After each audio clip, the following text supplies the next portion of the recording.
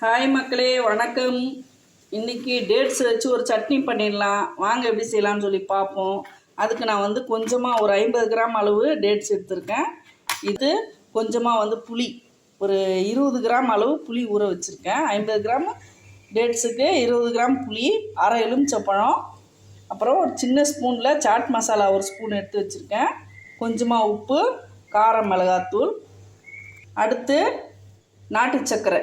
இதில் வந்து வெல்லத்தில், இந்த நாட்டு சக்கரத்தில் வந்து மண்ணே இருக்காதுங்க. அதனால் வந்து அப்படியே நான் யூஸ் பண்ண போகிறேன். நான் வாங்க எப்படி செய்யலான்னு சொல்லி பார்ப்போம். இப்போ கேஸில் ஒரு பேன் வச்சுப்போம். அதில் நாட்டு சக்கரை வந்து நான் வந்து ஒரு 2 டீஸ்பூன் அளவு எடுக்கிறேன். இந்த ஸ்பூனில் 2 டீஸ்பூன் எடுக்கிறேன். இது வந்து ஒரு 30 கிராம் அளவு இருக்கும். அடுத்து இதில் இந்த ஊற வச்ச புளியை ஊற்றிக்கிறேன். அடுத்து டேட்ஸு இதையும் போட்டுக்கலாம். இந்த மூணுத்தையும் கேஸ் ஆன் பண்ணி கொதிக்க விடுவோம். இப்போ கேஸ் ஆன் பண்ணிக்கலாம். நல்லா கொதிக்கட்டும். இதுலேயே வந்து உப்பு போட்டுக்கலாம். அடுத்து சாட் மசாலா போட்டுடலாம், ஒரு டீஸ்பூன் அளவு. இது ரெட் சில்லி, இது வந்து ஒரு டீஸ்பூன் போட்டுப்போம். இது கார அளவு வந்து உங்கள் அளவு தான், உங்கள் விருப்பம்தான். இது வந்து இனிப்பாக இருக்கும். இந்த சட்னி சப்பாத்திக்கெலாம் வந்து ரொம்பவே சூப்பராக இருக்குங்க. பானிபூரிக்கு இந்த மாதிரி செய்வாங்க. சின்ன குழந்தைங்க வந்து ரொம்ப விருப்பமாக சாப்பிடும். இது நல்லா ஊறி வரட்டும், கொதிக்கட்டும். கொஞ்சமாக வந்து பெருங்காய பவுட்ரு போட்டுக்கலாம். ஒரு 1/4 டீஸ்பூன் அளவு சீரகத்தூள் சேர்த்துக்கலாம்.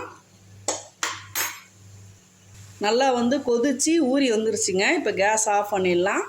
ஆஃப் பண்ணிவிட்டு அப்படியே வந்து ஒரு 5 நிமிஷம் நல்லா ஆறட்டும். ஆறின பிறகு மிக்ஸி ஜாரில் போட்டு அரைப்போம். இப்போ நல்லா ஆறிடுச்சுங்க. இப்போ வந்து இதை வந்து ஒரு மிக்ஸி ஜாரில் போட்டுக்கலாம்.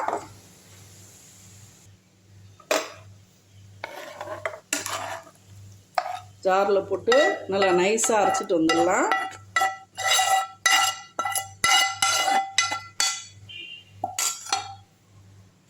நல்லா வந்து நைஸாக அரைச்சாச்சுங்க. இந்த மாதிரி வந்து திப்பி இல்லாமல் நல்லா நைஸாக அரைச்சிக்குங்க. இப்போ இதை வந்து ஒரு வடியில் வச்சு வடிகட்டி எடுத்துக்கலாம்.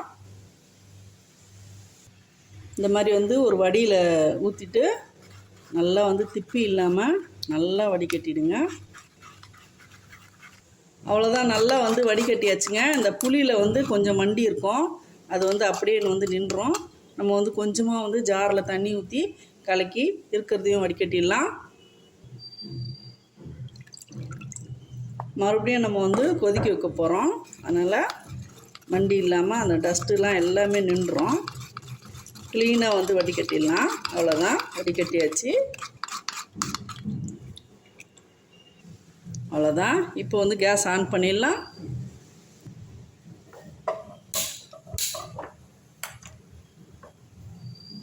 நல்லா வந்து ஒரு 5 நிமிஷம் நல்லா வந்து கொதிக்க விடுவோம். அந்த தண்ணி ஊற்றுனதுனால கொஞ்ச நேரம் நல்லா கொதிக்கணும். ஒரு 1/4 டீஸ்பூன் அளவு மிளகு வந்து உரலில் வந்து நல்லா பவுட்ரு பண்ணிட்டு வந்துடலாம். நல்லா வந்து கொதித்து சுண்டி வரட்டோங்க. இப்போ வந்து மிளகுத்தூள் போடக்கூடாது. இறக்கிறதுக்கு ஒரு 5 நிமிஷத்துக்கு முன்னே போடணும். இந்த சட்னியில் வந்து 6 சுவை கலந்துருக்குங்க, கசப்பை தவிர. கசப்புக்கு பதில் நான் வந்து வெந்தயக்கீரை, கஸ்தூரி மேத்தி வந்து நான் வந்து க்ரஷ் பண்ணி போடுறேன்.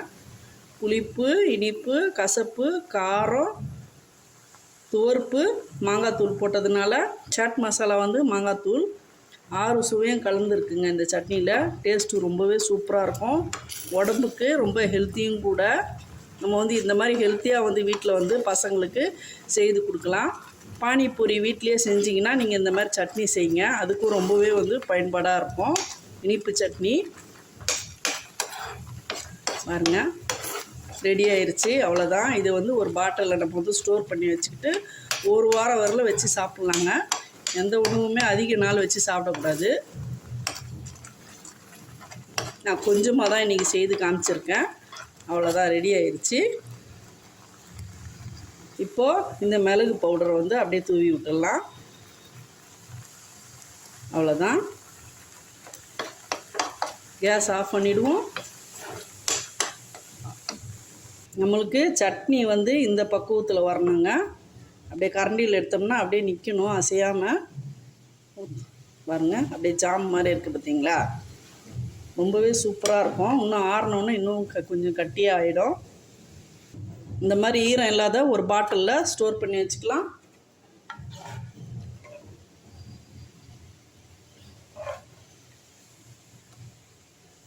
ஐம்பது கிராம் டேட்ஸுக்கு இந்த அளவு வந்திருக்குங்க.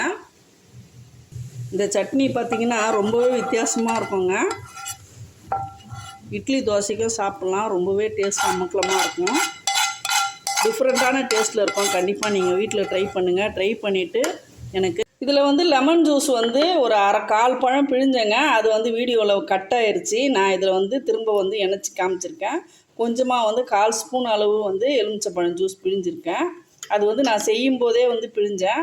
நான் வந்து அது வீடியோ கட் ஆயிடுச்சு. அது மட்டும் அந்த இறக்க தருவாயில் மிளகுத்தூள் போட்டேன் இல்லைங்களா, அந்த டைமில் வந்து இந்த லெமன் ஜூஸை வந்து ஊற்றிக்கிட்டிங்கன்னா உங்களுக்கு வந்து ஸ்டோர் பண்ணி வைக்கிறதுக்கு ரொம்பவே யூஸ்ஃபுல்லாக இருக்கும். கெடவும் கெடாது.